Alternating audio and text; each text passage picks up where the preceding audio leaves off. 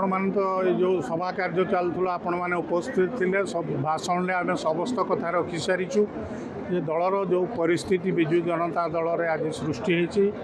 एवं जो कुचक्री गोष्ठी मानकर प्ररोचन दल चलुची ताकू सब विरोध करी आज आम दलर प्राथमिक सदस्य पदर इस्तीफा देना समय को अपेक्षा करूँ आम बसबू आलोचना करूँ कौ दल को जीवु कौन करूँ न करूँ आगामी दिन समय कहूँ। भद्रक विजु जनता दल किसी कुचक्री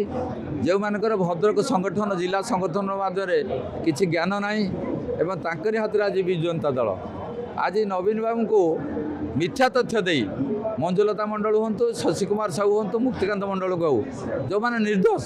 जो मैंने दल विरोधी कार्यक्रम लिप्त नहांती से आज दलरू निलंबित कर आज विजु जनता दल आज उपस्थित कर्मी जो मैंने अच्छा नेतृत्व से माने क्रोध आज तांकर क्रोधर परिणाम स्वरूप समस्त आज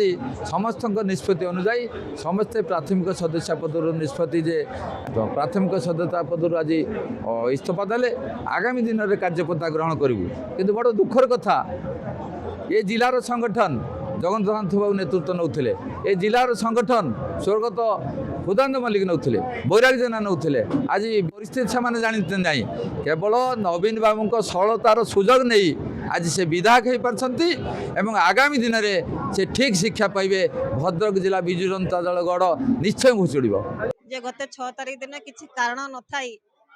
किसी कथा न थाई विजु जनता दल आम निलंबन करागला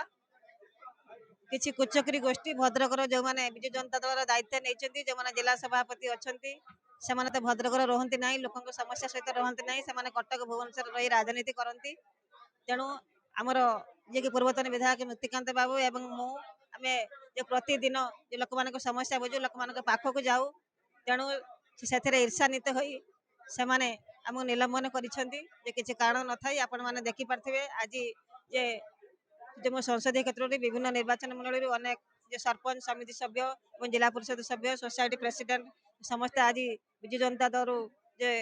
समूह भाव में इस्तीफा देती विशेषकर मो निर्वाचन मंडली आमर जे कि सिमुलिया निर्वाचन मंडल जे विधायक प्रार्थी होते सुभाषिनी साहू से इस्तीफा देती जगन्नाथ स्वाई जे थे पूर्वतन आमर जिला सभापति से इस्तीफा देती तेणु समस्ते आज विजु जनता दल इस्तीफा देती कारण किसी न था आम जो निलंबन करागला से आम दुखित।